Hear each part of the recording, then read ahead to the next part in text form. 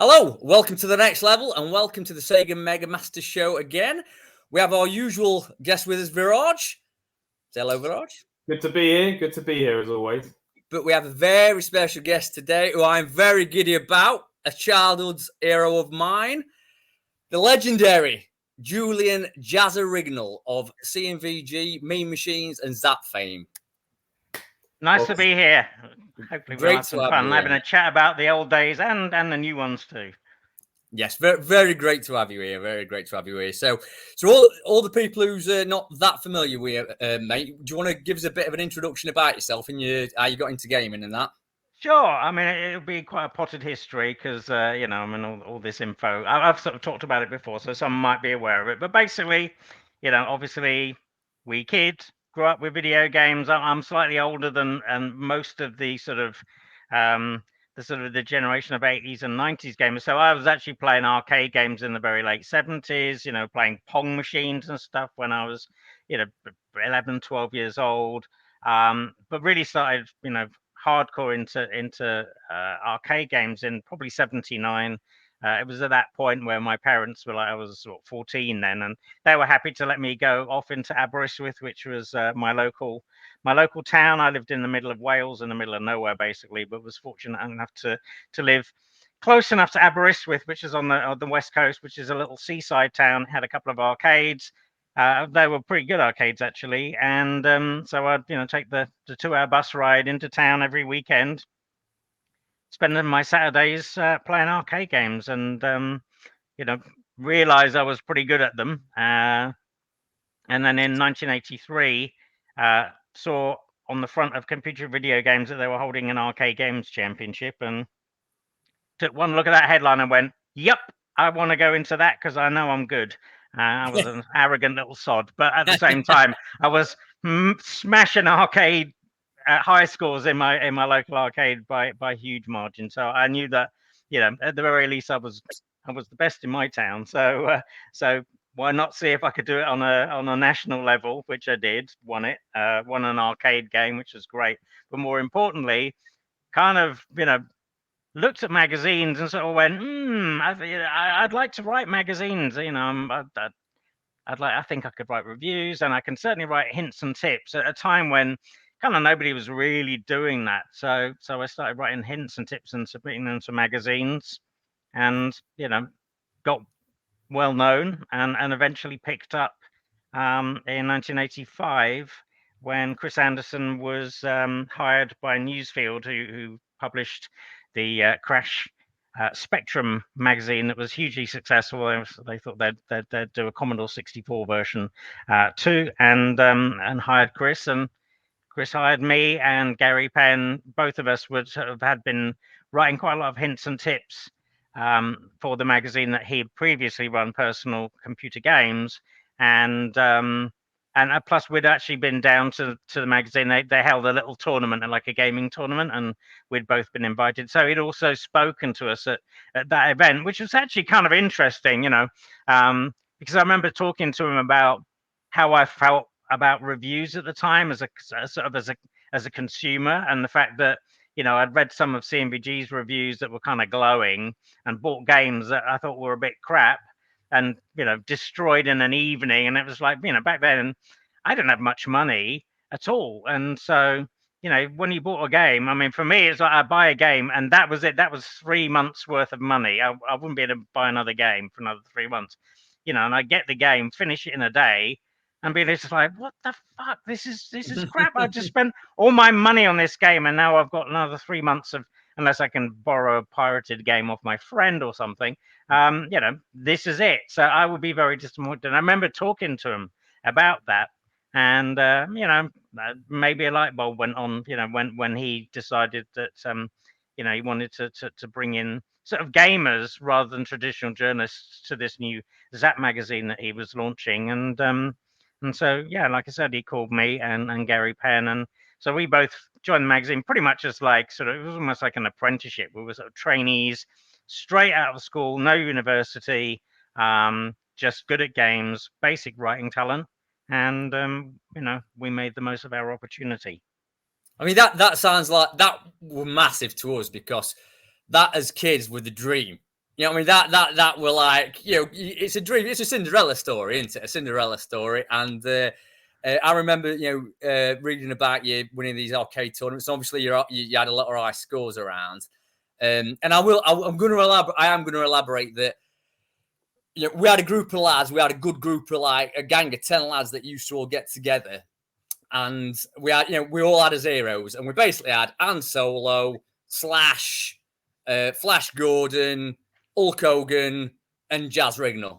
Yeah, it it's a collection. Really it was that pure Cinderella story of you making a career out of being a gamer, which we could I think we could also tell that came across in your reviews and the magazine as well. Yeah, I mean, that was very important to Chris, certainly. And, you know, when I first arrived at the magazine, you know, he talked about, you know, I want you to speak the language of the gamer and use your slang and, you know, just say what you think. And so we did. And, you know, some of the other magazines really hated us for that, because they would read what we wrote and kind of go, you know, because these guys were sort of old professional journalists, and they saw our stuff and basically they viewed us in the same way that a lot of sort of traditional journalists sort of looked at modern streamers as like, oh, you know, they're just doing this thing and it's not kosher, and it, you know, and they're using this slang, and it's just like, you know, it's kids stuff, it's crap. But of course, that's exactly what the readers wanted. They wanted somebody that actually spoke their language, understood what they were doing, because a lot of these old traditional journalists, I mean, you know, they certainly knew how to write, but they didn't necessarily have that feel for games like we do. So some of the, I remember reading reviews back in the day, and it's like, why have you spent like 3/4 of the review criticizing the illustration on the box, and you haven't talked about how good the graphics were, and you don't seem to understand how the game works because you did 2 levels of it, and that's where your review ends. And it's just like, so actually, you know, Chris Anderson, you know, was watching that and clearly sort of thought, yeah, we need to have, you know, real gamers that understand the language and the games and really kind of, you know, have a feel for them. And you know, it sort of evolved magazines from what was basically journalists reporting on video games to, you know, gamers playing and being enthusiastic about games and being an advocate for them and sort of fighting for the industry and that sort of thing. And, you know, that was very, very important back then, you know, particularly in those early days when, you know, games and the industry was still seen as this sort of like evil thing by just moronic, you know, tabloid newspapers and politicians and that sort of thing. So, you know, the games industry needed people to fight for it and to advocate for it. So, you know, we felt very strongly about that. And even in those very, very early days, I remember, you know, going on like little chat shows and things to sort of, you know, provide a counterpoint to some freaking crazy mum saying, my little Johnny's spending hours playing video games every day. You know, like, oh Jesus, you know. So just tell him to stop. Take it away if you're that worried for him. You know, it's like, yeah, so dumb. Was it Tim Boone? He was a journalist, weren't he? Yeah, he was a traditional journalist. And you could say so. Yeah. So just to give you a little bit of my memories with regard that is, so I met Jaz at Games Master Live in 1992, and he obviously won't remember me. I had a lot more hair back then. Well, we both had a lot more hair back then, mate. I think you still had your sexy mullet, which I would have definitely had my mullet then, yeah, for sure. Yeah. Very famous. That mullet were legendary, and the rugby shirts. But yeah. So we met at Games Master Live. Basically, Julian and all the Mean Machines crew were hogging the Street Fighter 2 machines, and the Street Fighter 2 at this time were massive. So, you know, if you fancied yourself as a cock in an arcade machine, you had to be good on Street Fighter. So this was like huge for us. We were getting to play Jaz and Rich. You know, on all the Mean Machines crew on Street Fighter. So I had a Chun-Li versus Chun-Li match against you, Jaz, and you won a round, I won a round, and then you just beat me by the last sliver. Like, you bastard! I couldn't believe it. And then you wouldn't let my mate play because he started swearing, and you were winding him up, and it was so funny. You were going, "Oh, we can't have that. We can't." And he was stressing his bollocks off. He was proper stressing. It was brilliant. It was brilliant. But so what we decided to do is we decided to get because Tim Boone obviously came across as a journalist. You could tell when we met you guys. You could tell you were proper gamers. And Tim, we kind of stood at the side of the stand doing all his professional stuff.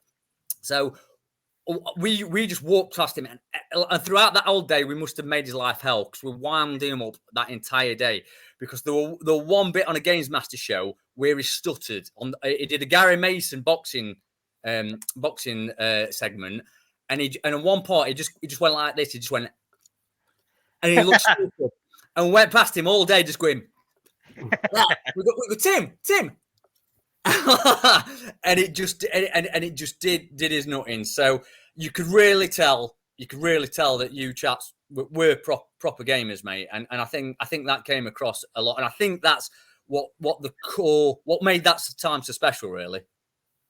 Yeah, I mean, we definitely had a philosophy where it was being a gamer and like I said, advocating for gaming, but also sort of being a sort of trusted resource, almost like a sort of, you sort of insider friend who kind of knows about games and is sharing knowledge with you. And, we put a lot of things in the magazine that was, that sort of encouraged people to interact with us and send in the pictures and stupid photos and letters, of course, and all that kind of stuff.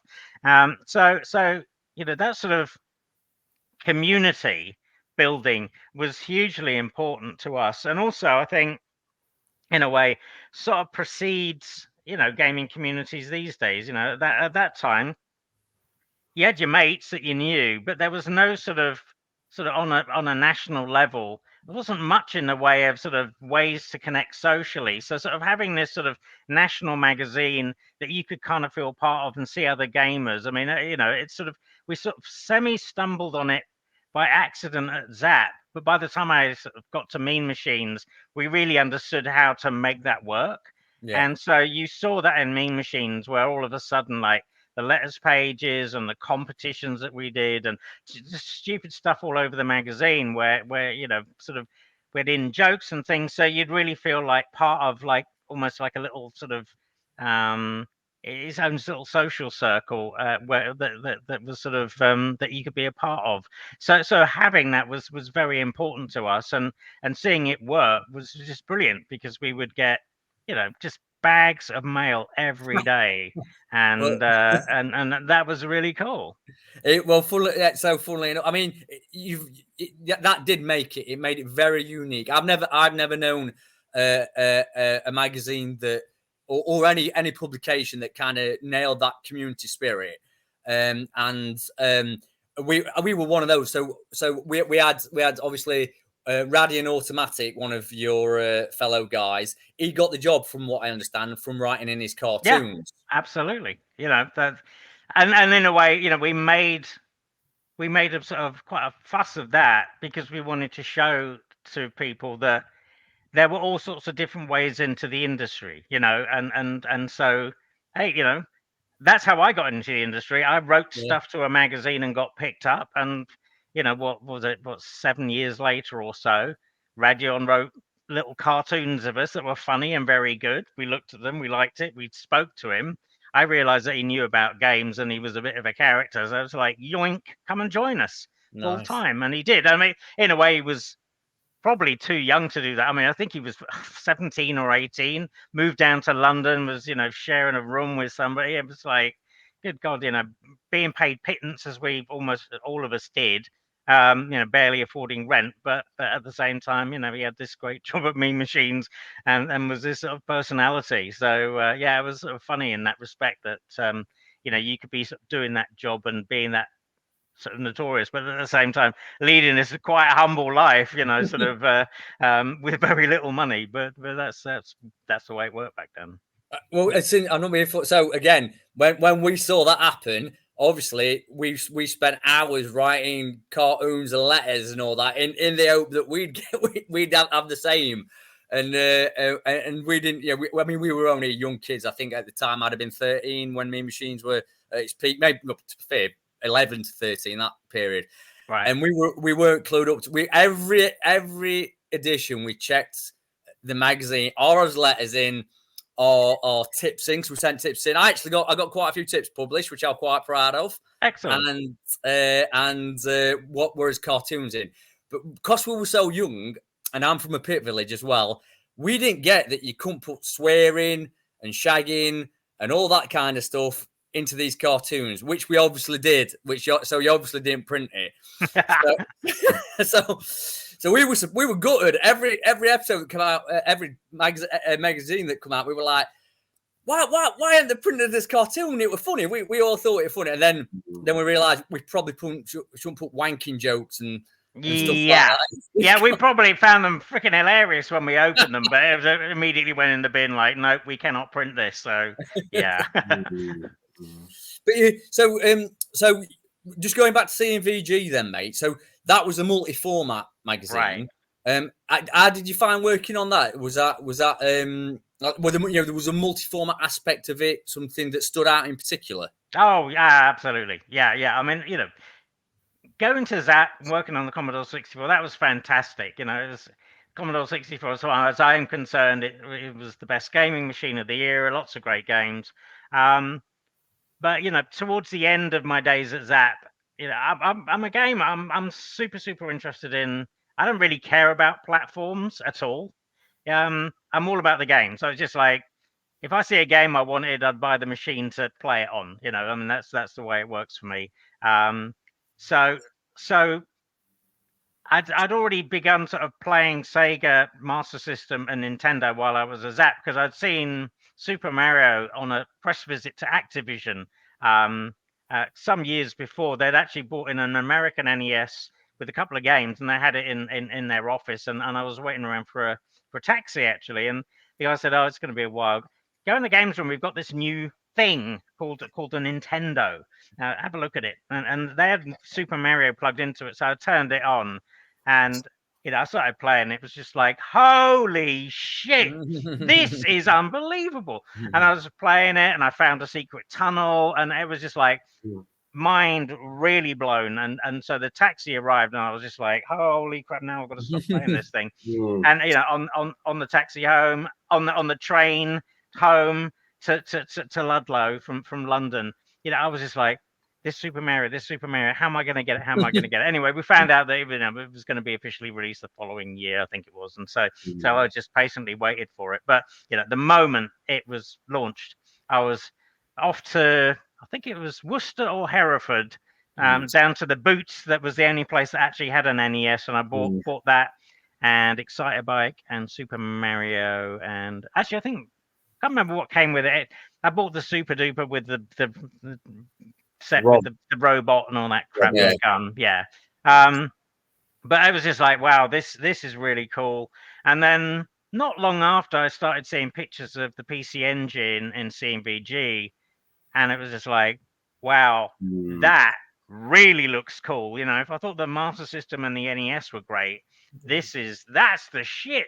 You saw that picture of R-Type, and it's like, it looks like the real thing. So I just began obsessing about that too, and it was just all of that happened at a time when just things were sort of running out of puff at ZZAP. I wasn't really getting on with the management. They were sort of being a bit weird and awkward about certain things, and so just decided it was time to move on, and went freelance for a while, and basically called up EMAP and said, hey, you know me, would you be interested in me working at freelance for you? And so both Steve Jarrett and I did that, and of course EMAP were just like, oh, taking the very well best known journalists out of our rival publications and getting them to work for us. Sure. We'll give you a freelance deal. And then not long after that, the editor of the magazine, Eugene Lacey, just started on and on at me about working full time. And kind of what happened was I ended up sort of commuting back and forth to London every week, going down on the Monday, staying Tuesday, Wednesday, Thursday, coming back on the Friday. And I was getting more and more into the magazine, and his offers were getting more and more tempting, and eventually he made that one offer that I was just like, I can't refuse that. That's got everything I want and more. And so I joined the magazine full time, which was great anyway, because then I got to write about everything. And at that point, it was 88 to 89, and that was the era to be writing about multi-format, sort of be on a multi-format magazine, because you had all of the old 8-bit stuff, all the 8-bit consoles that were sort of been around for a little while. There were the PC Engine and of course the Mega Drive. So there's the 16-bit stuff happening. Yep. The PC was just beginning to gain momentum. And of course, you had the ST and the Amiga too. And it was just like, take your pick. There's all these great games coming out on all these different platforms, and so that made the magazine easy to write, because we just sort of went, you know what, screw sort of trying to make the magazine like this is sort of egalitarian. There are 3 pages of Nintendo and 3 pages of Spectrum every month. We're just like, we're going to write about the best games. So what you buy what you get when you buy this magazine is your snapshot into the best games on any system, regardless. This is the stuff you need to be playing this particular month. So, and that helped turn around C&VG actually, because it was when I joined C&VG, it'd been through probably about 3 prior years of just pretty naff kind of editorial. The sort of magazine began to run out of puff a bit in 1985, 86. And so they just sort of the circulation began to decline a bit. I think largely just because the quality of the editorial wasn't that good. It didn't have the same feel that a lot of the single format magazines had, that had journalists who were real gamers. It still had a bit of an older team, and so they decided to sort of plug the declining circulation with editorial that they felt would broaden the appeal and sort of bring back people. But actually, it just watered the magazine down, because you had like play-by-mail gaming column, which might have been fine in the very early 80s, but by 88, 89, it's like, please, people are like buying Mega Drives and you're writing about play-by-mail games. No. Text adventures, like comic books and movies. It was just like, nah. So we just turned it into a all games all the time, no nonsense, and people came back to it, because actually, and the big thing, we were writing about consoles and console games and import consoles that nobody else was. So of course we were the only game in town on that front. And let's face it, that was where the excitement was, and that's where the gaming market was going. We knew it, and it was only a matter of time. And so we were sort of helping push it along by basically saying, ding-a-ling, PC Engine, Mega Drive, and there's Nintendo will have a new one soon too. And when you had those, and they weren't that expensive compared to like a 300, 400 pound Amiga and an ST, those were the things to have. And very quickly, the game, it was like we were chasing the market basically. It's like, yep, it's going to be consoles. We need to start making magazines. And that's, at that point, that's where we started experimenting with the complete guide to consoles. It's like, will a dedicated console magazine be able to stand on its own 2 feet in 1990? The first one we did sold very, very well. We did another one, sold very well, got more ads. Did a third one that sold extremely well, got tons of ads, because by that time sort of the market was really picking up momentum. So you had all the Shaykanas and all those console importers were really beginning to pop up all over the place. And obviously they wanted to advertise, and where else other than the complete guide to consoles, the dedicated console magazine. So the publisher of C&VG, I'd been badgering him all year, like, let's just do a proper magazine, not a one-off. Let's call it something. And I've got this idea of spinning out Mean Machines from C&VG, so you keep that branding, but at the same time it becomes its own thing. And then in October of 1990, he finally said, "Yeah, okay, yeah, we'll give it a go." And lo, that came Mean Machines, and and The legend was really born. changed things. Yeah, I think it did. Yeah, mate. Well, all that you've just said really resonates with me because I remember vividly that that change from C&VG. You know, I remember because you had the meme. You'd started introducing the meme machine section. I think you did a few coin op sections now and again, and like I say, seeing this import thing grow. As a young kid, it was like being Indiana Jones. It was like going on an adventure. You know what I mean? You were getting all this stuff from Japan, and suddenly, you know, a Japanese Mega Drive in 1989. Suddenly, we'd got contact and a place to buy this stuff, and we were getting fed this info regards it, and it was so exciting. And then, like I say, the complete guide to consoles were essentially Bibles to us. You know what I mean? They really were. And then when Meme Machines come along, then it just perfected everything. And yeah, it was interesting because in a way that, you know, particularly the first complete guide to consoles, we talked about that. We wanted it to be a Bible, and if you look at it, it's actually got almost.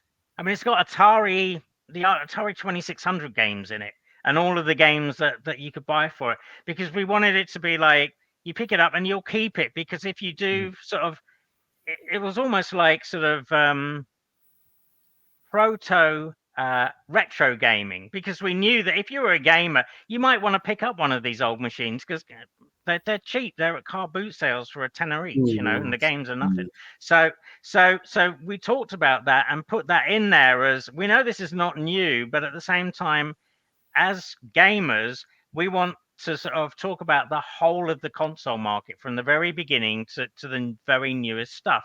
So it had all pages and pages. Oh my God, writing all that stuff like nearly broke my head, because you know, all of those complete guide to consoles were banged out in between, and I say in between, we didn't really have an in between regular issues of C&VG. Basically, we'd ship the magazine. I'd like have maybe 3 or 4 days to write the entire thing, and you know, me and whoever else was on the hook to sort of, you know, contribute would like sit there in our homes with a PC, banging this stuff out, and then we'd sort of bring it all in and put it together, and the designers would just knock out these specials at top speed. And it was a lot of work, but you know, we did it because we wanted to do it, and we also, you know, we knew that we had to do it to get to where we needed to be to launch Meme Machines, which was then, instead of being that sort of complete super duper reference guide, was the proper console magazine that we thought everybody wanted, which was funny, packed full of screenshots, super duper enthusiastic, you know, plus lots of crazy shit that you know, we thought made it an entertaining and fun read. Yeah, I mean, to be fair, I mean, you mentioned your time restrictions there. You got a question about that, ain't you, Viraj, with regards review restrictions? Yeah, because I mean, I'm thinking, okay, back then, obviously there was no internet. You know, there's no other way. This is the only way we could actually look at video games, and it's the only reference we had to sort of see, is it a good game? Is it the game for us? So first of all, I'd like to thank you for yourself and all those others of that generation, which helped us younger folks. You know, because I was an avid reader of C&VG. And obviously, it might have been past time in the early 2000s, but that was when the internet was becoming more of an emerging thing, where reviews were being put online. And there was a lot out there. And I still think there is a lot out there in terms of reviews. And this is obviously before demo discs were around and you could get downloadable demos. This is where you had no choice. And you're right. You know, video games. You know, when you were young, you spent a lot of money on a video game. Video games were more expensive then than they are now. Oh, super expensive. Some of them were crazy. And you're expecting to invest this much money in a video game. You want it to last X amount of time because it cost so much back then. I'll always remember my father purchasing this game called Starflight on the Mega Drive, and it was like £70 RRP. £70 back in 1990, whatever. Look at inflation today. Yeah. You're going to find it's over 140 quid in today's money. It's ridiculous. So you know, once again, that the magazine was the only sort of guide we had as gamers to sort of know what was a good game, and we needed people like you. So again, thanks again. So the question I wanted to ask you actually was, it's like, how much time did you have to play the game before you gave a review, and was there sufficient time to get enough of that gameplay done for you to review? Did you make it a task for you to? Because here on the Mega Masters channel, I make it a personal task, because these guys, these are these dinosaurs from that era, they always test me at tasks like Revenge of Shinobi and Ghouls and Ghosts. I never beat all the way to the end until we did the review recently. So I've only recently beat those games. So I can actually then think to myself, I can review this game. I've beaten it to the end. Was that a criteria that you had? I mean, what was your criteria in regards to how you would review a game to get the best out of it and get all the, the bits you needed to say in that article to be fair to the reader? That's the question. Yeah, I mean, it was interesting. I mean, we didn't necessarily, we was literally sort of playing it. We just played it enough until we understood it. So did we finish every single game? No, not at all. Things to remember though, back then, games were a lot simpler. So, so certain kinds of shooters or platformers, it's like, once you played a few levels, that was it. It's not like, because I didn't finish it, I didn't get to the amazing 3D open world section at the end of the game. Those didn't exist. So for a really crappy game that was clearly like, you play it and it's just like, this is shit, and the second level is shit, and the third level is shit. This ain't getting better. So I've had enough. The other thing. Yeah, the other thing to remember is we were really, really good at games, and sometimes we forgot that. I mean, I was a national champion. Rich Ledbetter, unbelievably good at games. Gary Harrod, brilliant at video games, really talented. So we had a very, very good team of gamers. So even if there was a game that I wasn't necessarily good at, one of the others would be good at it. So we'd either tag team of particularly difficult games, or we just work together on it. If Gary looking over my shoulder while I played Battletoads, and I was just sitting there kind of screaming at it because it's so frustrating. Well, why don't you do this and this? Or, somebody else might jot down the order of things. So while I'm then playing through an impossible level, he'll say jump, duck, So we were able to tag team games that, so you had a bunch of good players going at a game. Yeah, of course we would get through it very quickly compared to a 11-year-old kid with less experience playing it, because obviously they didn't have that perspective and experience and a bunch of big brains in the room all working together to figure it out. So and that was part of the fun for us. We also play games on our own time all the time. So a good game, we'd play a bit in the office, but I'd actually be playing games at home every night. And most of those would be review games, because why would I be playing an older game if I got some brand new, awesome, hot game that I want to finish? That's what I'd be working on. So, there was a sort of a certain labor of loveness about it, because, it's a point of pride. I want to finish this game. It's good. If it's a crap game, I can't be bothered. I'll play it enough to review it and I'm done with. Because at the end of the day, why should I spend 20 hours on crap game X that gets 20% and 20 hours on brilliant game that gets 90%? Let's use our time intelligently and recommend the good games and make sure they are really good. And that's where the sort of the rigor and thoroughness came in, making sure that the good games really were good and we weren't missing a trick. But yeah, the mediocre ones, you know what it's like. I mean, particularly these days when you've played lots of games, you look at a game and it's like, yeah, I'm pretty like 80% sure this is going to be crap from almost the get-go. And you start playing it. There aren't many games out there that I play where it's like I've got halfway through and sort of suddenly gone, oh, you know what, this is fantastic. And probably, I mean, it's in the modern age, I think I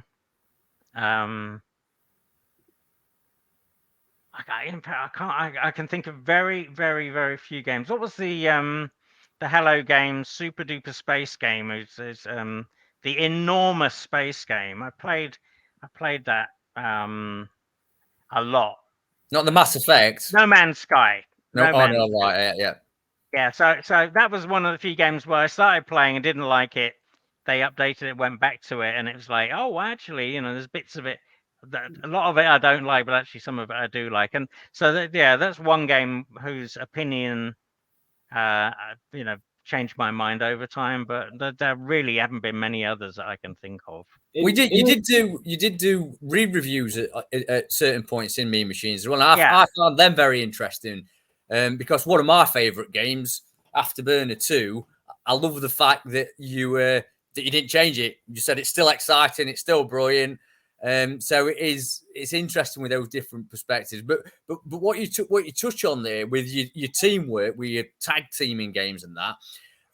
I mean, that was another standout thing about Mean Machines in particular. I think C&VG was good, but Mean Machines, it was almost like a good film or a good TV series in that the characters, yourself, Rich, Gary, Oz, that team and the few additionals that you had come in at various times was as interesting to us as kids. Well, not as interesting as the games, but almost as interesting as the games, because that personality come through, and again the humor, mean yob, all. So for people watching, there were a section that was what was it? Was it Idiot Corner? Idiot Corner, was it? It was Insult Corner. Insult Corner. Sorry, I can't believe I forgot that.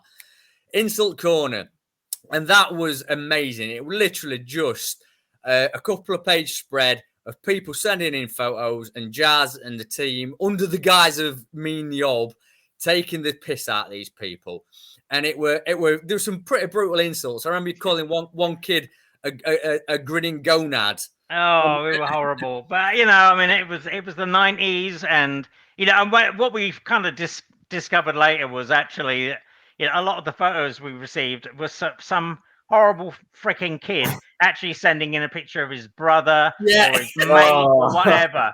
So and then they would obviously show this thing to his poor mate. And we just roasted people. We were so horrible. I mean, but that was the evil, horrible, evil humor of Mean Machines. I mean, we were very funny, but at the same time, would say these horrible, horrible things that were funny, but also horrible, horrible things. That's what made it so funny, because I mean, whether it's politically correct or not, I honestly don't really care. But when people used to say the insult of the day was spaz, wasn't it? We always used to call it spaz. Spaz. You wouldn't get away with that now. No, it was hilarious. These kids were writing in. Yeah, I mean, it was it's 30 years ago, and obviously things have changed. But yeah, I mean, that was there was the humor inside the office as well. We referred to people's cars as spaz chariots and things. I mean, that kind of stuff. It was funny. Definitely would say it today. It is offensive, and there are other ways of being very funny creatively without that sort of thing, but at the time it was acceptable. So as far as we were concerned, it's fair game, and we were allowed to say that. Little jokes about Joey Deacon and all that stuff that today is just like, no, won't do that. But back then it was like, woohoo, this is fun. It was the terminology and the words of the time, weren't it? It were just a done thing, weren't it? And it did. Regardless, the wit was still there. Regardless of the terminology, the wit behind it and the dry humor was just fantastic, and really, really added to the flavor of the magazine. When you went to town on a game, you didn't just say it's not a very good game. It would be, it'd be compared to like picking up bubonic plague, or it would be slated in a great creative way, which made it so entertaining. That was actually our philosophy. Our editorial philosophy was to entertain and inform. The order is interchangeable, basically, but the idea is that you learn about all of these games and what's good and what you need to buy and what you need to avoid, and at the same time have a really good laugh, because that was very important to us. I've got a question, actually. What was the worst Mega Drive game? This is a Sega channel. Worst Mega Drive game you've ever reviewed, and what was your favorite Mega Drive game that you reviewed? We'll come to his favorites in a minute. All right. Let me have a little. I'm going to guess before Jazz answers. I'm going to guess that the worst one begins that are reviewed that ended up in a magazine, I'm going to say begins with the letter D, or as the initials DC. Yep. Oh, Can I guess? You guessed it. Dark Say Castle. it. Dark Castle. Yeah. Oh. Absolute garbage. Yeah. Yes, just the worst. I think it might have been an old Apple game or something. I mean, Yeah. I've talked about it, and of course, on Twitter, no matter you could be talking about eating shit, and someone will come along. Well, actually, I tried it and thought it was quite good. So Oh. yeah, I've mentioned Dark Castle over the years, and there's always one out there that kind of goes, "Yeah, I played it on Apple and I really liked it," but yeah. As a game, it was absolutely atrocious. I mean, there's quite a few really atrocious games. I think we probably gave. I was talking about Bram Stoker's Dracula the other day on Mega Oh. CD. I think it was Mm. it was on Mega CD, but it was 30 years ago that we reviewed the regular version, and that was just Bad. atrociously bad too. But Dark Castle was atrocious in extra special ways because it was just like the graphics were really bad, the animations were poor, it was the gameplay, everything about it was just it stank. And of course, it was whatever it was, 40 quid. Yeah. Yeah, Can you remember the lowest scoring review that you gave in Mean Machines? So I think I can. I think. Ooh. All right, I think Dark Castle was 9. We definitely had ones lower than that. I might not have necessarily been attached to them. Yeah. Difficult to remember. I can remember. This was legend. We actually pinned this up. We took it out of the magazine and pinned it up on my bedroom wall to laugh at. And it was the Nintendo Entertainment System Road Blaster, which got 8%. Oh, right. Yeah. On the NES. Yeah, for sure. I was thinking of Sega, but yeah, Road Blasters. Oh, holy shit. That was a bad game. That was really bad. And again, I've had people come out kind of, usually it's more about nostalgia. It's like, dude, separate your nostalgia from the way that, your quality control. Because it's like, I feel very nostalgic about some of the worst songs from the 70s because they remind me of sitting in my bedroom reading a book or reading 2000 AD or whatever. And it's but I know those songs are shit and I wouldn't foist upon anybody else. But then you have other people sort of, it's like to them the nostalgia is the most important thing. So it's like as long as that shit makes them feel nostalgic, it's like that's my favorite thing. So I get it, but at the same time, don't argue about it because we're not going to see eye to eye on that. I've got a critical eye, always have, and separate the two. Well, I can't fault you there. We try and do that ourselves here, but just on the magazines themselves, then. So obviously, Mean Machines, it was around for 2 years ish, and it was to me just like that. That is peak journalism in any form, even Playboys. I like my Playboys, but it was just so fantastic. And then it split into Mean Machine Sega and to Nintendo magazine system. And as a reader, I could really feel that shift. Yeah. I could feel basically that Mean Machine Sega tried to carry the spirit of Mean Machines as best as possible, but Nintendo magazine system felt really sanitized by comparison. And is that from what I've read on Twitter with a few of your tweets? I believe Nintendo actually stuck the nose in and tried to stop you doing fart jokes and stuff like that. Oh, absolutely. I mean, we knew, Mean Machines was selling gangbusters, but we did a bit of market research and we just realized that actually, if we wanted to grow the business, so it was a completely 100% business play. If we wanted to grow the business, we needed to split the magazine into two. That the console market had matured, it was becoming very big, and we realized it's like, what, split the mag, we might double our money. And in fact, it went even better than that because both MMS and NMS ended up selling far in excess of the original Run Mean Machines. However, the original Run Mean Machines was the funniest mag by far. It had the team and it had the sort of the right chemistry. And what happened when we split it into two was that team got split. A couple of people went to NMS, a couple of people went to MMS. So that chemistry kind of began to dissipate. Not only that, Nintendo, for God knows what reason, insisted that we put the Nintendo magazine folks on a different floor to the Sega folks. It's like, yeah, because somehow, the same people working at the same company, having the same lunches together and running up and down to each other's offices to play the latest games are going to somehow destroy their careers by leaking secrets of Nintendo to say. It's just like, yeah. So that was the kind of mentality we were dealing with. When we signed the Nintendo deal, we, one of the sort of the make or breaks was editorial freedom, particularly on review scores. It's like, you are not stepping in any way to our reviews. But they still did. They would still whine about reviews and stuff. But the thing that they really, they understood ultimately that no magazine could be commercially successful if they printed reviews that were clearly wrong or juiced or whatever.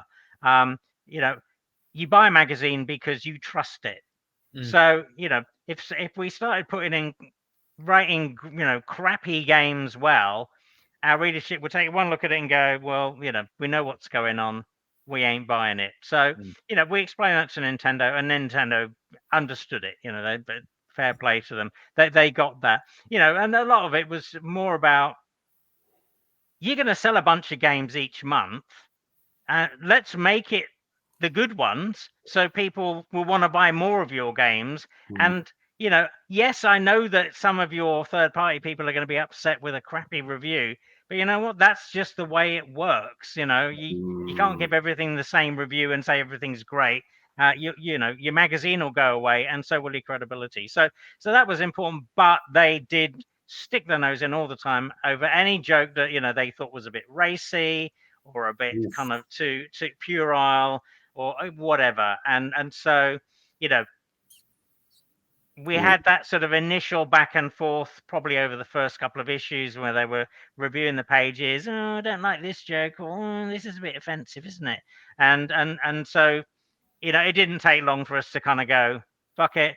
We'll just make it the best magazine we can. We won't fight the puerile humor battle because it's a battle we're not going to win. We've got better things to do with our time. So we'll just, we'll sanitize the magazine a bit. We'll occasionally squeeze in a few jokes here and there, and we certainly did. There were a couple of real sleepers in NMS that I certainly wrote and put in there, knowing that Nintendo wouldn't get it.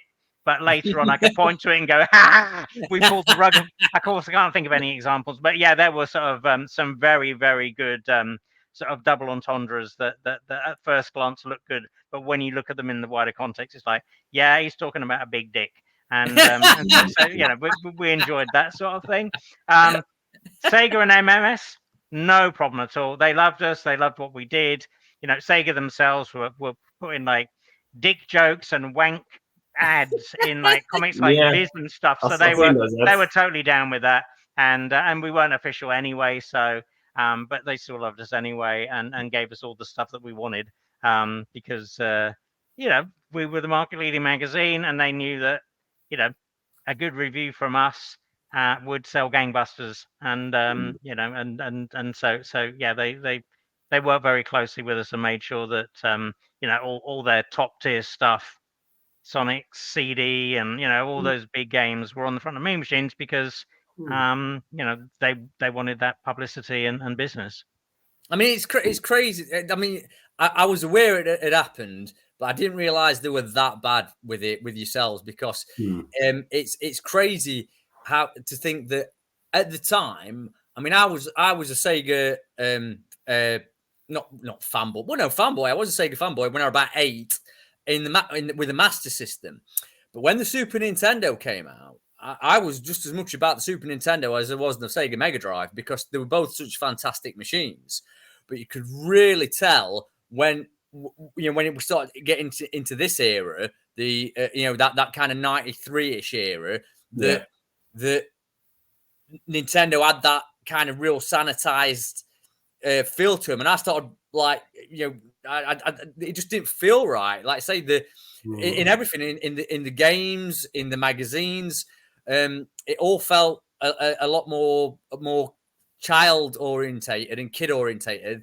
Part of the problem, to be honest, was the fact that the Nintendo people that we worked with were just crapping themselves the whole time. That Nintendo of America and Nintendo of Japan, who are obviously, super duper powerful, would look at what we were doing and kind of pull their business or have some kind of negative feedback. So what we were really dealing with was not Nintendo being fussy, but it was people that were scared of Nintendo themselves, looking at what they were doing and stepping in or chiding them or whatever.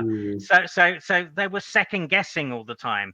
So it would have probably been easier to actually work with Nintendo themselves, because at least you'd have had the from the horse's mouth feedback. We like that, we don't like that. But so the Nintendo people in the UK, because of that paranoia, they were playing it even more safe, and that could be very frustrating, because sometimes I'd say, "Do you really think that?" And particularly the woman that we dealt with most of the time would be, "Well, no, actually, I kind of like it myself. I'm just worried that Nintendo are going to look," and it's just like, "Oh, jeez," So it was this sort of displaced fear thing that made things even worse. Well, I think, guys, you have to also remember that if you look at 1992 and 1993, that's when things changed. That's when Sega took the majority stake of console market away from Nintendo, from 63%. That's when Sega had their best years, 92, 93. And Nintendo were obviously threatened by this. They didn't like Sega. Even Tom Kalinske said in a famous interview, look, we knew they didn't like us because the way we aggressively attacked them, even openly in our adverts. And we pushed more Mega Drive Genesis systems, shall we say. And yeah, of course, and Nintendo obviously were full form, and they really wanted to get back what they lost. That's the truth. They really wanted to get back what they lost. And I can understand why this attitude of Nintendo, you call it sanitization or whatever, they wanted to make sure that their brand wasn't tarnished. That's what it was. Right, and they wanted to make sure that with Nintendo, we create the NES. We dominated this market. Obviously, in America, it dominated. Here in Europe, Sega was probably more dominant, I would say. Only just, but still. Yeah, Sega was dominant until 8-bit 91. Yeah. The NES caught up in 91 with the Turtles bundle that was like the big complete lucky home run. And some of that actually came from us talking about the Turtles and Nintendo kind of going, "Oh, wait, Turtles? This is interesting." Turtles, So yeah. So I mean, we kind of get into Sega itself. Let's give a thumbs down to Nintendo for the but yeah, so to Sega themselves then, mate. Obviously, with you being an arcade guy originally, I mean that I love that, because I think a lot of us UK people were in the 80s were arcade guys. That's where I kind of got my bug. I had a BBC microcomputer, but then when I hit the arcades in Skegness and Blackpool, it was mind blowing. And Sega arcades were the standout thing for me. Space Harrier, Afterburner, it were wow. You know what I mean? It were big time. So did Sega's arcades machines have a big impact on you at all, mate? Oh yeah, from the very beginning. I mean, I used to play Carnival, which was this sort of very weird sort of shooting game. That was actually Sega Gremlin. I don't know if Sega made it and Gremlin distributed it, or the vice versa. Gremlin was an American company. So I played that in 1979. Monaco GP, the 1980 up the screen racer, played that. That's when I first began to become really aware of Sega. But probably the game that sort of really cemented me as sort of like, right, Sega are one to watch was, I remember going down to Swansea in the very, very early 80s. I mean, I was still at school at the time. It was a shopping trip with my parents. And there was an arcade in Swansea. And so, my parents went off up the shopping high street, and I went down to the arcade that I knew about. And there was Sega's Star Trek vector graphic game, which doesn't get talked about much. It was a sit-in big cabinet and very cool experience at the time. I can't remember if it must have had some sort of speech or whatever. But yeah, it was a Star Trek sort of. It had a sort of rotary dial, interesting controls and stuff. And I played that, and it was like, wow, that is just so cool. This is a really, really cool game. This was before the Star Wars game, so it felt like a big deal to me. And And I just remember seeing the Sega branding on that and thinking like, yeah, this company is very cool. And then saw it again on Frogger, because that was, even though it was Konami's game, Sega distributed it in Europe, I think, and so I'm sure I saw it on that.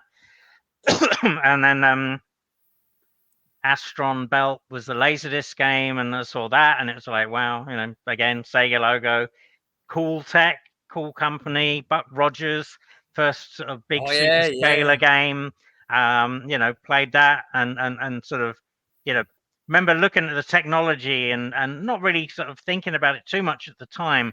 But when stuff like Super Hang-On then came out, sort of as we're sort of hitting the mid 80s, that sort of, it was like, oh right, it's that same sort of sprites flying towards you technology in 3D, and it's like, yeah, it's eventually learned that it was called superscalar stuff, and of course, then we're into the really, really big period of Outrun, Space Area, Afterburner 2, Power Drift, and sort of working our way through the 90s, all massive hits. So, at that point I was in magazines and was reporting about this stuff. So, at that point, Sega was, I'm thinking about it, really Atari was the big one in the early 80s.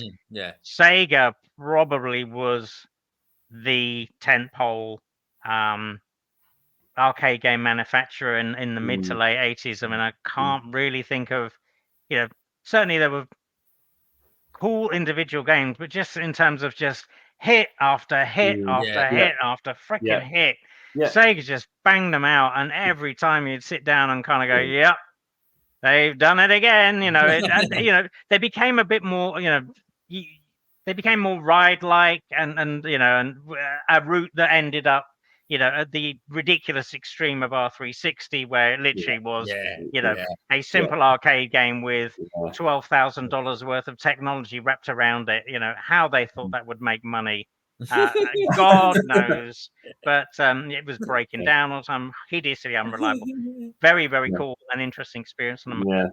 But I got to play it a couple of times. But yeah, it was that point. It was just like, okay, you've got this one tangent, which is this weird ride, hydraulics thing, which is fun. But they were also doing the really cool stuff by that point, things like Virtua Racer and the multi-connected Daytonas. I mean, when I moved to California in 1994, where I lived in Southern California in Irvine, Sega opened one of its, I think it was actually the biggest, but it was a flagship Sega Center arcade, and that place was just insane. It had an R360, of course. It had an 8-player Daytona setup. Nice. It had an 8-player. I don't think it was a Virtua Racer. It was one of the other ones that was probably 94 or 95. But it was the one where you sat in a full F1 car, and the cars actually went backwards and forwards on rails. So the leader was the furthest forward of the car, and the person in last place was so you could see what's going on. They had a commentator that would commentate on the games as well, for a while at least, and a big screen, so you could actually see who was racing what. God knows how much money that was, and I can't imagine there were very many of them at all. But I vaguely remember that was insane. Sega World. Yeah, I vaguely remember that machine at Sega World and Jurassic Park, and there's so many machines at Sega World here in London when that was a thing. And there's so many, like you said, it's pretty much a lot. They were specializing in more amusements in that regard than the arcade aspect of it. I mean, yes, the arcade aspect was there, but they wanted you to have that truly immersive feeling experience, like you were really into that game, and it was the escape. It was the perfect escape. And I think with System 16, which is what you talked about with the the superscalar stuff with the Model X board, and then you made a point about System 32, and then we obviously went to Model 1, which is Virtua Fighter and Virtua Racing. They really were innovating. They really were pushing the boundaries of technology in the arcades. And back in those days, video games, if you look at the pinnacle of it, it wasn't PC games per se. It was more the arcades, which were the pinnacle. And Sega really did innovate there. So you make some. I mean, Jazz, you were you're a big biking man, weren't you? You like your cowboy Oh khakis yeah. and everything. So Yeah. I mean, this was so again, Jazz to us, you know, as young kids, we wanted mullets, we wanted rugby shirts, and we wanted to get his biking license so we could be like Jaz Rignall. You know, I mean, that's how we were. And so were any of those games like Manx TT or Super Hang On? Did you spend much time on playing any of those at all? Oh, Jaz? absolutely. Yeah, I played all of those. You know, I mean, I played everything. But you know, part of sort of moving around, I always made sure that I lived in a seaside town. I mean, that was once I kind of realised that, you know, moved down to London and I had a choice of where I could live. I lived in Brighton first, which is, you know, in 89 was just had so many arcades and all the latest stuff. And then I moved to Southend-on-Sea, same thing, lovely row of arcades, all the latest stuff. So, you know, I always made sure that, you know, particularly sort of mid to sort of, you know, early 90s when I left the UK, yeah, I lived in a place that had arcades. That was important to me. I wanted to play on my own time and also, you know, sort of play professionally when I needed to write articles. So having that access was hugely important. Plus, we were going over to, you know, very like Electrocoin had a huge private showroom with all the latest games on free play, and you know, they knew that what we were doing was helping promote their business, so they were more than happy to let us just sit in their showroom all morning, taking pictures of the games and playing them, and because I knew that, you know, we would write articles that would get people into arcades, which is what they wanted. Nice. So coming away from the arcades then, and to Sega in particular, what's your favourite Sega console, mate? And what do you particularly like about it? The easy one it would be the Mega Drive. You know, it had all the right games on it. It was very fun. It was the sort of like the cornerstone of the gaming parties I used to hold from probably 1991 to when I left the UK and at the end of 1993. You know, I mean, at the end of the day, all systems have great games, and all systems are great for different reasons. But you know, on a personal perspective, you know, the Mega Drive was the one that I used the most. It was the one that I was the most attached to. You know, SNES was always interesting to me because, you know, like the peak SNES games are better than all of the other Sega games. So you look at like individual brilliance, like Super Mario World and stuff like that. You know, those are better than the best Sega games. But in terms of Sega, the Mega Drive just had far more good games in different genres. So, you know, you had the sports game. So as me, you know, I was older at that time. I was 20, 25, mid-20s, basically. You know, my friends were the same age as me.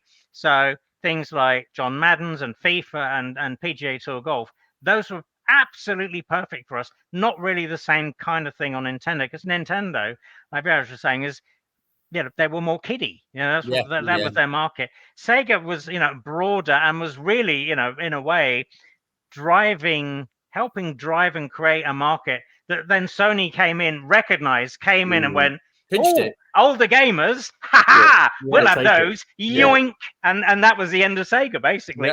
And you know, because they couldn't quite. They weren't there at the right place at the right time. They kind of lost what they'd created. So there's some interesting what ifs there. What if Sega had actually managed to capitalize on that older market with smarter marketing, but they didn't. But anyway, Mega Drive, you know, it just had all of those games, plus it had fun platformers and good fighting games and, you know, generally good multiplayer games. And yeah, I, you know, love playing Mario Kart with my mates and stuff. But you know, the Mega Drive had its own stuff, and so, you know, the sort of the gaming parties that we had in the early 90s, you know, that multiplayer stuff, and particularly the older multiplayer stuff, perfect for what we were doing, which was, you know, four of us sitting around playing together and having fun. Nice one, mate. Yeah, I mean, you see, so the past 6 years, I've had a few health issues, and I've basically been spending. I thought, right, I'm going to dig into this 16-bit library now. I'm really going to dig into it.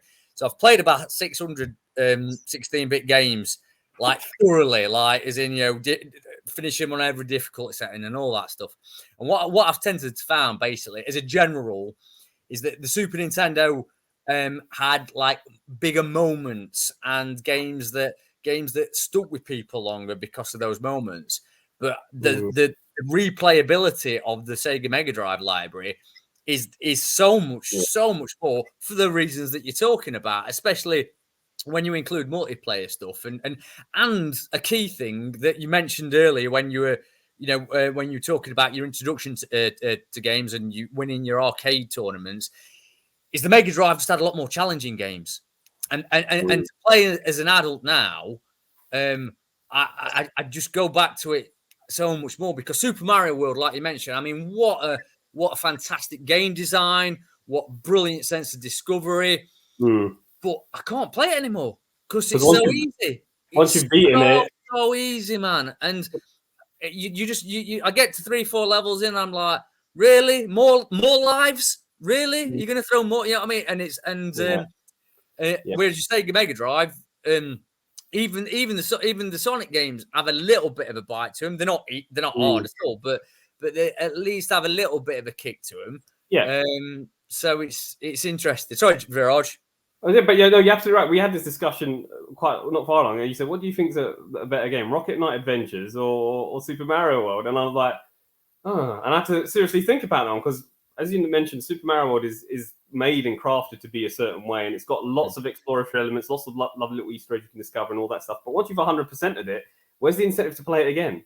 Rocket Knight Adventures, there's hard mode and easy mode, and you can play it, and there's an extra segment at the end of the game. Sorry, spoiler alert, people. But there are extra aspects to it, so that's that. Yeah, and it has that arcade feel, and it does bite. I mean, you can play it with like literally one continue and you're dead. So there is that aspect to it, and there's a lot of games like that. I shouldn't just single out Rocket Knight Adventures. There's a lot of games on the Mega Drive library.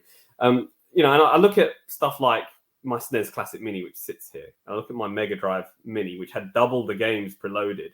And you can argue, yes, that the SNES has all the 21 games that were on there are really good games that are on there. Whereas the Mega Drive Mini might have had a few stinkers that people didn't like, such as Sonic Spinball. But I love Sonic Spinball. I love that game.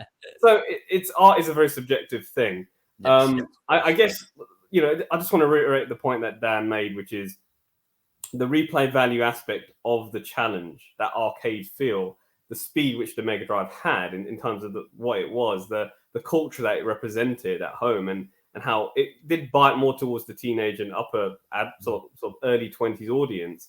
I think that is timeless, and that's something that can't be taken away from that era. Whereas Super Nintendo, once I've beaten Secret of Mana and Mario World and all these other games which were fun at the time are great, but I don't want to revisit them. And we could, to be fair, I think we've got the likes of Jazz. Probably from what Jazz was saying earlier, we probably owe a lot to Jazz for that because I remember reading your reviews, Jazz, and what you said earlier, that you would comment on good challenging games. I remember reading that a lot in your reviews of this is a good game. It's got a good challenge. So like you said, the key thing was when you were spending 30, 40 quid on a game, that was massive. You know what I mean? And a lot of the Nintendo games I remember loving because they were, you got Zelda and Secret of Mana. I remember they had a lot of hours in them, but a lot of them didn't have an extra difficulty level. So where did you go from there? Where it was one of those that once I finished Hellfire, which took years anyway because it were an hard game. But once you finish Hellfire, then I want to do it. No death. Then I want to do it on hard level. Do you know what I mean? So it is really interesting with that. So we'll give Jazz the big question then. What's your top 5 favorite Sega exclusive games, mate? Yes. And this is where it gets interesting because actually,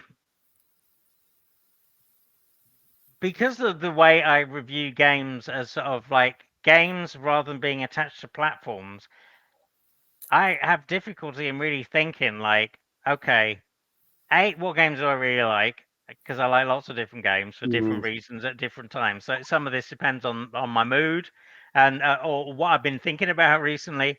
The other thing is I can't remember which games are platform exclusive or not. So That's fair enough. you know, it's He's not like, as nerdy as me. He's not as you nerdy know, as me.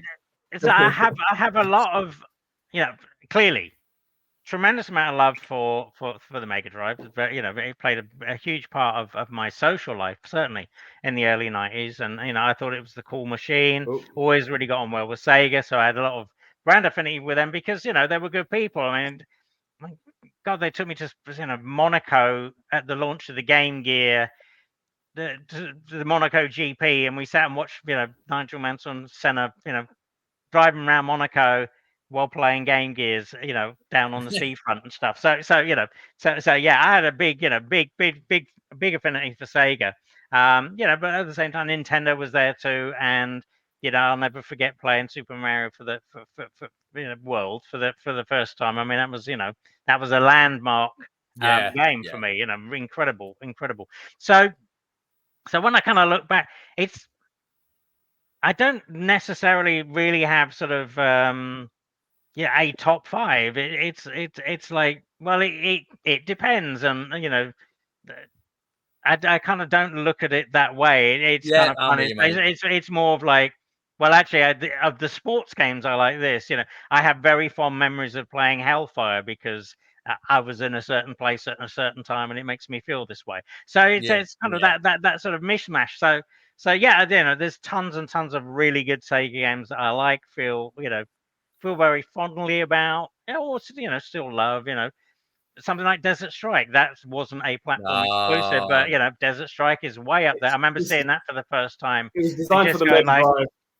It's the "Holy Mega shit! Drive I game. can't believe how good this game looks and how detailed it is." And you know, I remember FIFA was another one. It's like it was the end Yeah, of '93. I knew I yeah, was on my way out to America at that point, yeah. and so I was sort of doing. I think it was maybe the penultimate magazine of Mean Machine Sega I worked on, and EA had given us a call and said, "We've got this game. We're not going to tell you anything about it. We're just going to show it to you. Come and have a Mm, look." And so we went down to Slough. You know, walked into the office, and you know, their PR person sort of met us and took us to their sort of demo room and turned it on. You know, just and there it was, FIFA, looking at it for the yeah, first time, and it was just like, mm, holy shit! You know, I've played, you know, international soccer on the Commodore 64, and there've been other yeah, sort of, you know, good, yeah. decent soccer games throughout the year. Yeah, tough But Italian very love. clearly, it was like this is miles ahead of everybody yeah, else. Yes. The quality of the animation, you know, just the viewpoint, the way the Mm, game works, and everything. You know, of course, you know, we later discovered, oh, if you stand on this point and do mm, this kind of kick, you're always going to beat the keeper. But yeah. you know, mm. that was later. In terms of a first time experience, you know, seeing something like FIFA for the first time and not knowing about it, not knowing Yeah, anything about it at all. I mean, that was just like, yeah. It's a four-player game as well, wasn't it? At the oh moment, yeah, it because was like, unbelievable. Yeah, we massive, sat there all playing sometimes together, and it was just, yeah, it was a laugh incredible. like FIFA International Soccer, and it is a Sega game. And I know you said it was obviously ported to other platforms, but Desert Strike was designed with Mega Drive in mind. Yeah, That's the thing. FIFA That's the was thing. designed with Mega Yeah. Drive in mind, and EA needed Sega, and Sega needed EA, and Yep. that's why the EA games. I always see the EA games of that era as Sega in terms of the sports for sure, and even the EA war games that they had with the Strike series as well for sure. So some very good picks there. And do you know what? I don't care if they're not exclusive. As far as I'm concerned, they're Sega games. All right, they're Sega games. They belong to The us. funny thing about that Desert Strike is actually when Mm, they had it at the EA UK, it's like they had a bunch of people who were like, we think this is good, but they also had a bunch of people who were like, we're not sure whether this is good or not. So when they manufactured the cartridges, which you mm, have to do long before reviews appeared, yeah. they I can't remember how much it was, but they manufactured a certain amount. Then they gave the game to us, and of course, you know, we did a cover, massive review, you know, just going off about it because it was Mm, brilliant. I mean, you know, fantastic game, and that caused a massive problem for Sega because kids looked at the game, the review, and went, "Yep, I need this." They all thundered down to the shops and started buying it, and it sold out completely. And all of a sudden, EA was sitting there going like, "Oh God, literally, we've made half as many as we think we can sell." And so they were on mm, the phone to Sega saying like, we need to make more of these games. And of course, Sega were like, well, we've got, you know, everybody else's games to make. And there was all these yeah. shenanigans of, squeezing these more Desert Strikes into into the production so they could make the cartridges, and then bringing them by air, which was stupidly expensive, not on a ship. So it took days rather than weeks, and on all the rest of it, and all of that was. It was at that point where I kind of really realized it's like, holy shit, Mean Machines really does have some clout here, because and EA was saying that it was like, we completely underestimated. We had no idea of the impact of your review, and you basically made this game, and now we're having to make more of them because the demand for it is so high. So Mate, it's funny.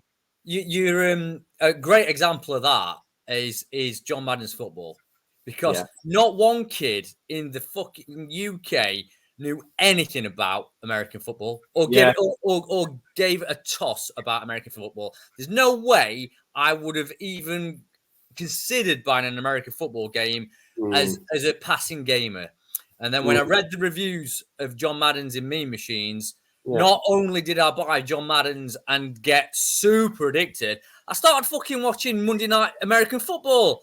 And then Channel 4 started putting Monday Night Football on, Sunday Night Football on every week.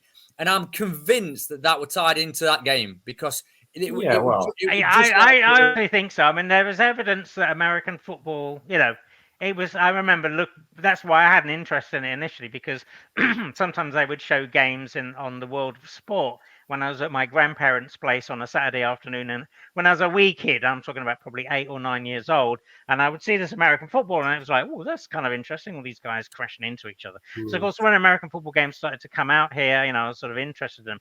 But when Madden came along, that was the one. It was like, this is a game where even if you're not interested in American football, you can learn how to play it, because the game's so good. You'll want to play it and learn how to play it anyway. Right. And so I think EA did tell us that they had, when they were doing their return cards, where people would fill in a card with their name and stuff, and to get on sort of mailing list before you signed up via email.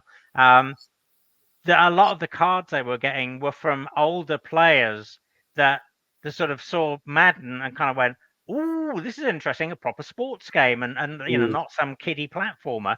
And so Sega ratified that later as they saw an uptick. And again, this is what I was talking about in sort of Sega creating that sort of emerging older market.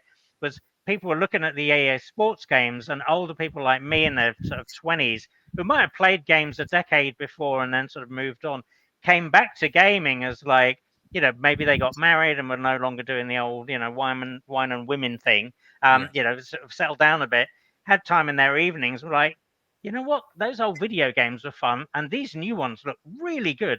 So they started buying Mega Drives, and that's how, it was happened a little bit slowly at the beginning, but slowly began to gain a momentum. So by 1995, when Sony came in and kind of did their market research and realized that, kids are buying a lot of games, but actually the ones with the money who are going to spend a lot are the 20 to 25, 30-year-olds, because they have the disposable income, and we're not relying on pocket money. And, as long as we can make games that keep the kids happy too, we're going to have the best of both worlds. And, very quickly, poof, out goes Sega, and PlayStation is suddenly the dominant machine. And by 1997, I post sort of things like the top 10s from 25 years ago. You look at those charts, and it's like 15 PlayStation games, a couple of N64 games, a PC game, and Sega is nowhere to be seen, because it just lost the plot, unfortunately.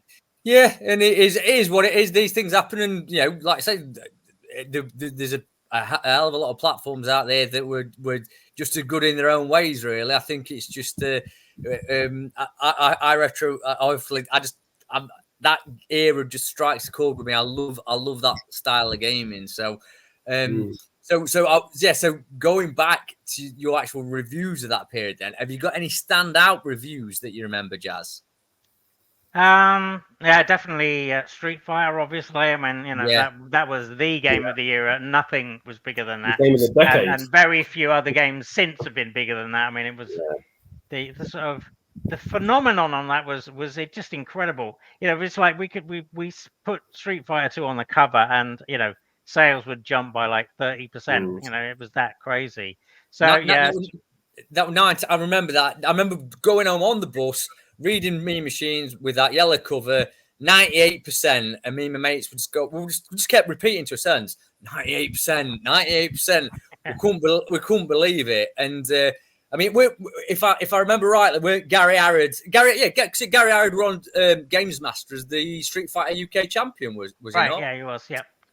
So Yeah, he was good. I mean, basically, you know, we had a Street Fighter game in like the original arcade machine in the office that we updated to hyper fighting after a few months, and I still can't remember how we managed to persuade Capcom to give us the machine. But you know, we had it in our office, and so we played each other all the time. So you had this sort of group of very, very talented players playing each other at Street Fighter all the time. So it was, you know, it was a brilliant opportunity for us, and so of course our standard of play just went through the roof. So even though, you know, Gary would beat me most of the time, and you know, Rich and I would kind of be about equal, you know, when I would play other people, I'd smash them to pieces. It's just like Gary was that much better. And so yeah, I forget how he the sort of process of him becoming the Street Fighter thing, but yeah, he was unbelievable. He really knew exactly how to play it. He was a great gamer anyway, and he just happened to be very, very good at fighting games, and so Street Fighter was just like the perfect game for him. And yeah, he was a nightmare to play against, just so difficult. And of course, you know, the insults would be absolutely flying, and so yeah. Fun, but yeah, I could never, you know, when I would beat him, he wouldn't hear the end of it for the rest of the day, and then of course I would refuse a rematch, so I could just sit there and gloat. But yeah, that didn't happen very often. Funnily enough, a few weeks back, I watched him play the Games Master tournament, and he annihilated the kids who he played against. Totally destroyed him.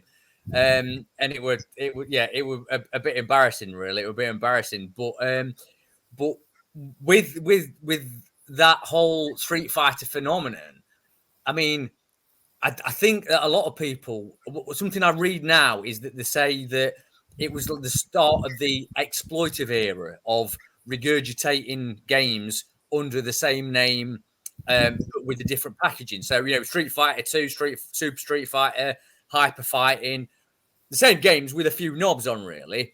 But I don't think FIFA 1, 2, 3, 4, and now we're on FIFA 23. Or you know, well, actually, it's probably what FIFA about 50 now.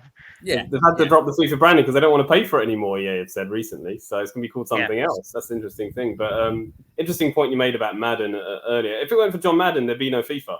You know that, Dan, because he insisted to Trip Hawkins. The American football is an 11-player game, and he wanted to be an 8-player. And he kept insisting, and he borrowed Madden's ideas, and they talked about it, and they programmed an 11-player engine. And that Madden engine was also implemented in FIFA International Soccer.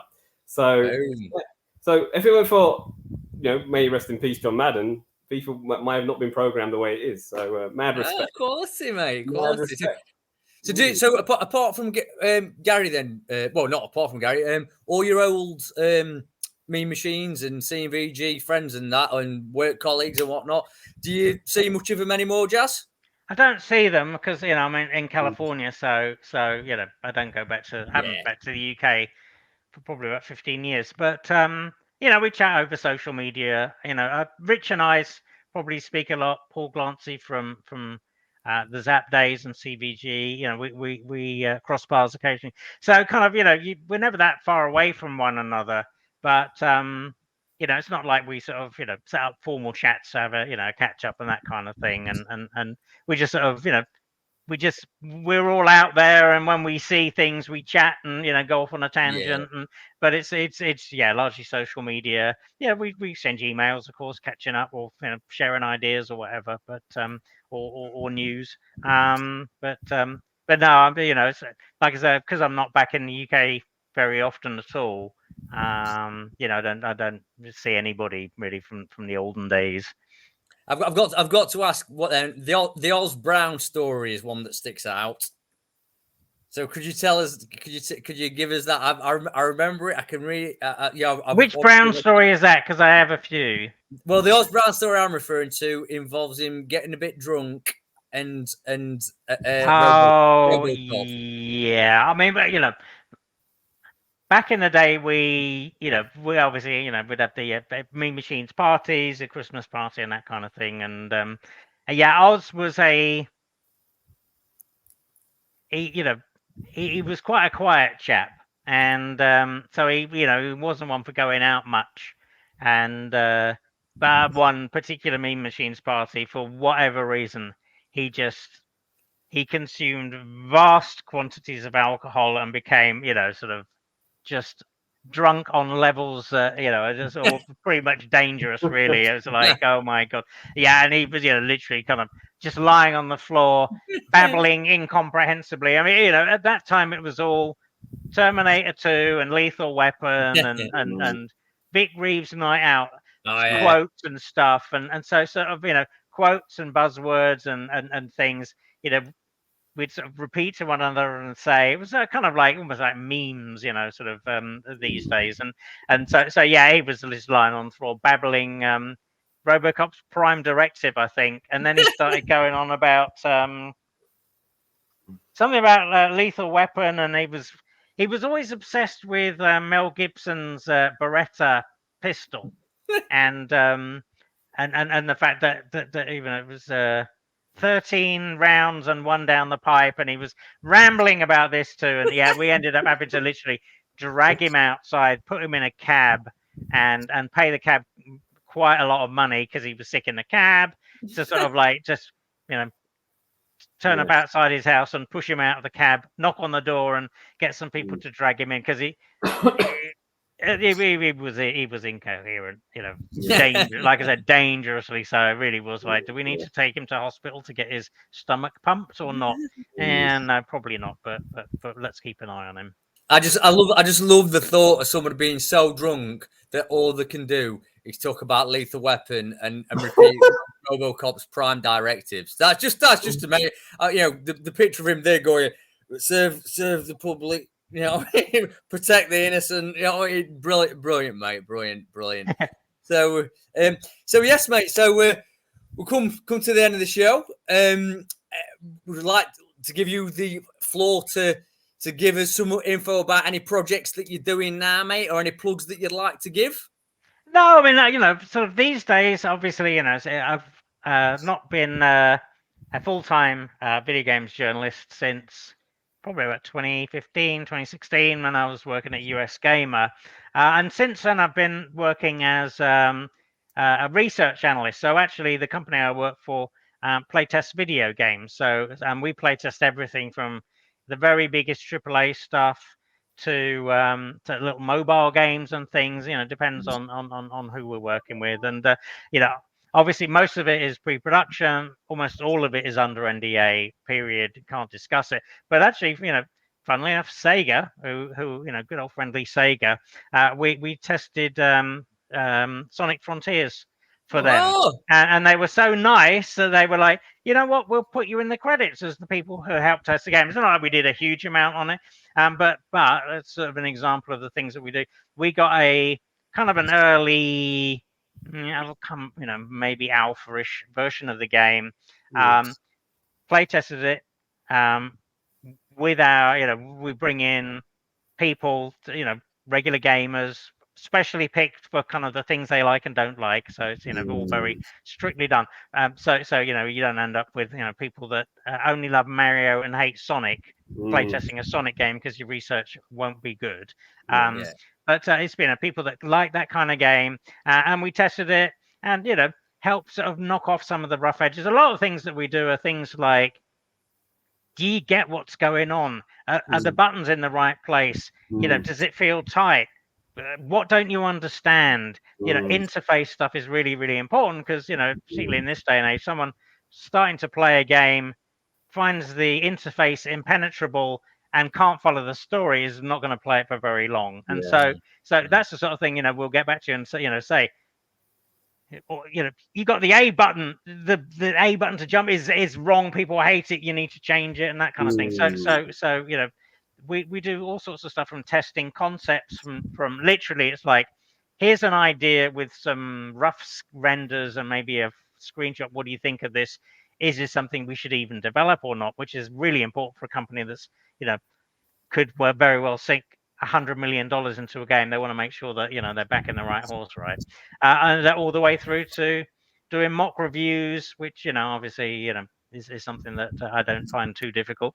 Doing a mock review of a finished game so that a company can be prepared for the negative feedback, and take whatever steps they feel necessary to head that negative feedback off the pass, or manage people's expectations, or even maybe pull it and rework it for a few more weeks to knock off that rough edge. So we've got yourself to thank for Sonic's return to form then, because I beat Sonic Frontiers 3 months ago, so I thank you for testing that game. I actually think it's a step in the right direction for Sonic the Hedgehog and Sega, and I think there are some things they could do better with any upcoming sequels. There are some things such as like when you start the game and get to the middle, it gets quite challenging. But once you've leveled up Sonic, because there are sort of action RPG elements where you get stronger and tougher and you learn new skills, when you get towards the end of the game, you've leveled up so much, it becomes very, very easy. That's the only big criticism I'll say about Sonic Frontiers. And that's modern gaming, isn't it? That's a modern gaming approach into to make it more accessible for everybody. So we need Jazz. We need him Jazz back full at it, giving everybody Hellfire, Chakan, and all that type of old school. But here's the thing. I mean, it's funny because in a way it's like I get the easy thing because oftentimes I'll play hours of games in most evenings, and so what I tend to do is I'll start off with like the crazy difficult game, or just like some insane challenge, like playing COD. That's COD multiplayer against people. That is a really challenging game. You're playing against really good players, particularly if you're playing ranked and that kind of thing. So you sort of have that sort of crazy, hard, difficult, challenging, holy shit sort of gaming.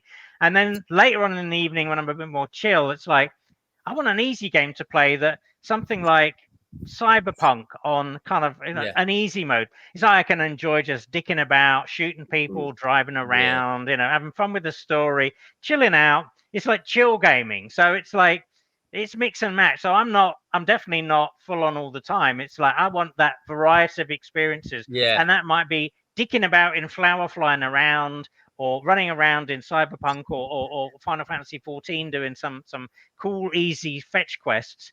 But then also enjoy the insano, playing this on top difficulty level to see if I can still actually complete this game, at my age, which is, approaching 60 these days. Well, mate, like it's been an absolute pleasure. I'm so giddy. I'm giddy as hell. I've interviewed one of my heroes, Jaz Rignall. I'm over the fucking moon. Thank you. Life's great. I appreciate it. It was fun. I enjoyed this. This is a good one. And actually, you get to see that I've traded my rugby shirts now for baseball shirts. That's my only complaint. That's my only disappointment, Jaz. That's my only disappointment. You can't get rugby shirts out here, so I've got football shirts. My local team is the San Jose Earthquakes. That's my football or soccer team.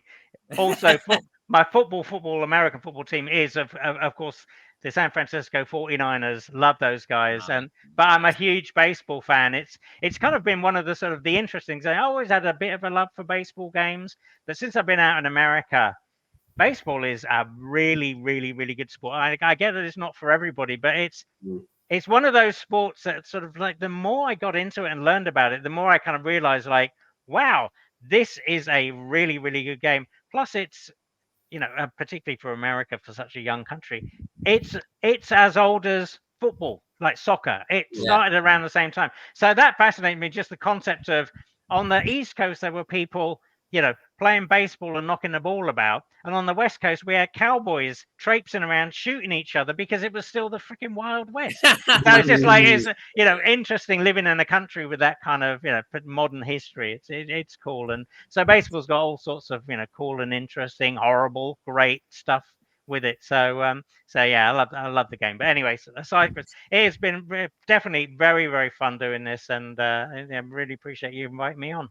It's been a complete pleasure, mate. Absolutely made my time. And I'm honestly, I'm going to go out and do a Jaz Rignall tribute dress up over the next month, mate. You're getting a picture of me with a mullet and a rugby shirt stood by a bike. I'll tell you now. So, excellent. Thank you very much. Utterly appreciated. And hopefully catch you again sometime. Superb, mate. All right. Speak to you on Twitter. Cheers. Cheers, buddy. Bye.